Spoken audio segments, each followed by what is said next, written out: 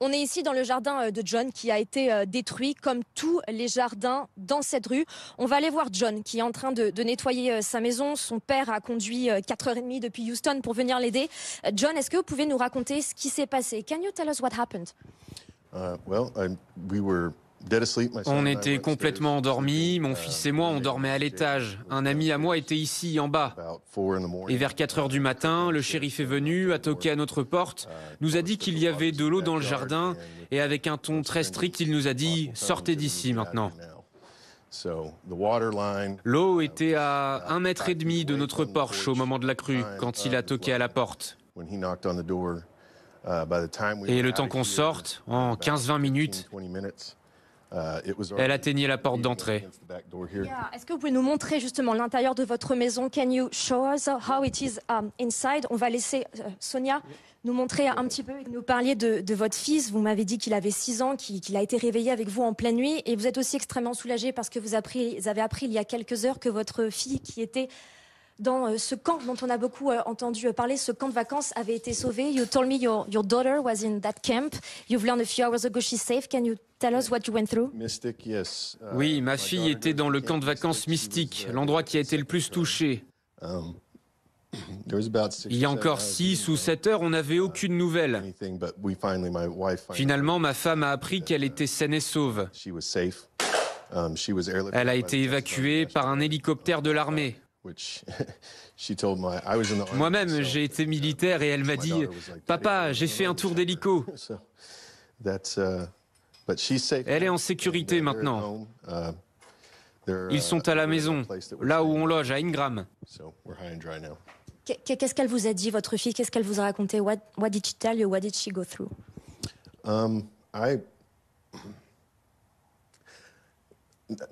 Pas grand-chose.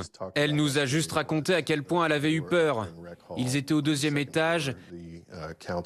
Les moniteurs de la colonie ont fait du mieux qu'ils pouvaient et ils ont fait un super travail pour les mettre en sécurité. Je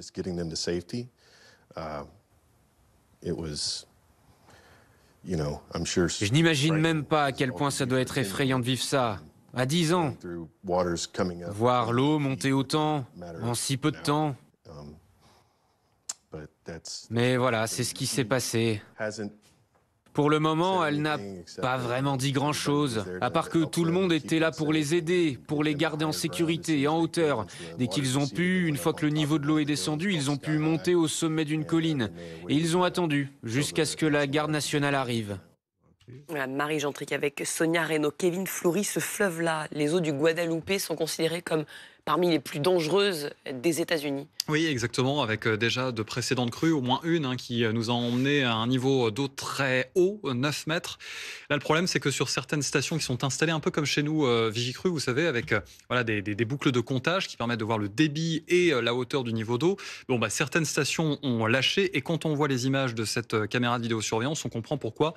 Sans doute, l'eau est passée bien au-delà des 9 mètres avec des conséquences très importantes. Chaque seconde, on a l'impression que chaque seconde, elle monte un peu plus. 7 minutes, oui. 7 minutes, là c'est une image évidemment accélérée, mais 7 minutes entre le niveau le plus bas et le niveau le plus haut observé sur cette vidéo. C'est ce que l'on a calculé ce matin. Donc tout ceci évidemment exacerbé par des systèmes orageux violents, des précipitations tout à fait remarquables, avec une convergence d'ingrédients météorologiques qui ont amené ces pluies presque record et sans doute record. Il faudra quelques heures encore pour avoir des chiffres plus précis avec les services météorologiques américains.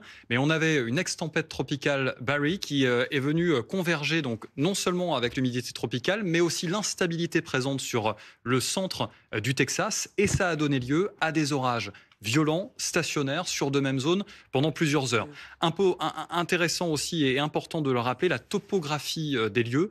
On est sur des zones à petites collines, avec plusieurs cours d'eau, et évidemment, l'eau pour s'échapper, elle cherche le chemin le plus rapide, et là, en l'occurrence, ce sont ces cours d'eau, ces fleuves, et évidemment, ces fleuves ne sont pas du tout capables d'absorber une telle quantité d'eau de pluie. Et on a vu, Patrick, sous ces images impressionnantes, de maisons charriées par les eaux, qui se détachent en fait et qui sont emportées Ça, c'est particulier aux États-Unis. Vous n'êtes pas spécialiste d'architecture, mais, mais quand même. De fait, par mes reportages, notamment, moi j'ai vraiment le souvenir de la grande catastrophe d'Harvey, l'ouragan à Houston. Vous avez deux choses au Texas. Kevin vient de l'expliquer. Il y a des conditions qui sont notamment au niveau des cyclones et des tempêtes tropicales l'été qui sont extrêmement difficiles. Et donc, ces zones-là ne sont pas inhabitables, mais vous avez des polices d'assurance qui sont exorbitantes. Et moi, tous les gens que j'ai vus dans ces zones-là ne payent pas l'assurance. Ils ne sont pas assurés. Alors, ils reconstruisent leur maison. On est comme dans un certain nombre d'autres zones des États-Unis avec des maisons en bois. Moi, j'ai vraiment le souvenir sur le golfe du Mexique où les gens qui avaient vu leur maison inondée par les vagues ont simplement mis des pilotis. Ils rajoutent 2-3 mètres. J'ai vu aussi du côté de Houston des gens qui refaisaient simplement sur 1 mètre entre le sol et avec 1 mètre de hauteur des palissades. Et puis c'est tout. Donc c'est extrêmement difficile. C'est beaucoup trop cher de refaire sa maison avec les polices d'assurance. Et donc les gens reviennent. Et puis Kevin l'a aussi bien expliqué. Faut vous imaginer, on est entre San Antonio et Austin. C'est les décors de western. C'est très très sec et on va garder ce mot anglais de flash flood, c'est-à-dire vraiment des inondations flash. Vous êtes dans un désert, il manque plus que les chapeaux de cow-boy et d'un coup, vous vous retrouvez avec ce temps très gris et ça monte. Et c'est très délicat.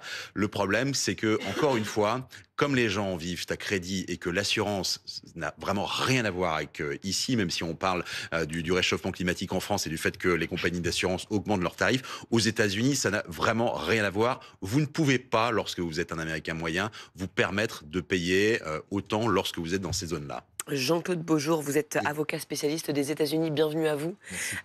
Tout ça se passe dans un contexte de coupes budgétaires. Les services météo ont été décimés par ces coupes voulues par l'administration Trump. Est-ce qu'il faut y voir un lien avec cette catastrophe? Alors tout d'abord, il faut être toujours très prudent. On va commencer par les faits. Je voudrais juste préciser que je suis parfaitement d'accord avec ce qui vient d'être dit, en complétant et en disant que sur le plan architectural, c'est vrai qu'aux États-Unis, on construit très souvent avec du bois, on ne construit pas avec les mêmes matériaux, qui fait que là où c'est en dur chez nous, à la fois parce qu'ils ont une tradition de construire avec vraiment un matériel plus léger, et puis très souvent, on est aussi dans le sud des États-Unis, où il y a une volonté d'avoir une architecture qui soit plus proche de la nature, moins ce building, et donc ça favorise ce type de phénomène. C'est l'été, il fait très chaud, et les ouragans, les cyclones sont extrêmement fréquents. Alors c'est vrai qu'à partir de ce moment-là, la prévention est déterminante parce que, tout d'abord, on vient de le dire, on sait que c'est fréquent,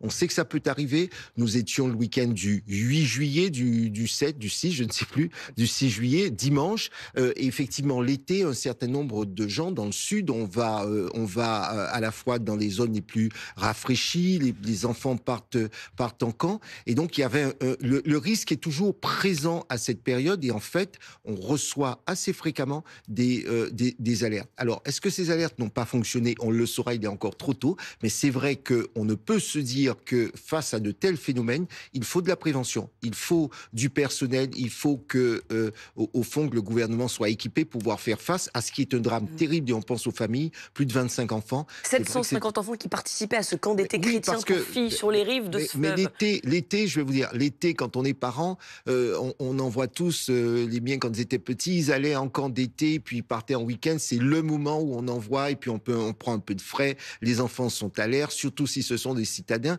donc c'est très fréquent, et en plus la topologie, vous venez de le dire, la topologie fait qu'on est en creux, donc lorsqu'il y a un phénomène comme celui-là, le drame, c'est que vous pouvez conduire des kilomètres avant de pouvoir véritablement prendre la hauteur, parce que la seule façon, pour l'avoir vécu encore il y a quelques temps, la seule façon de se mettre à l'abri, c'est vrai qu'il faut avoir le réflexe contraire, c'est monter, grimper.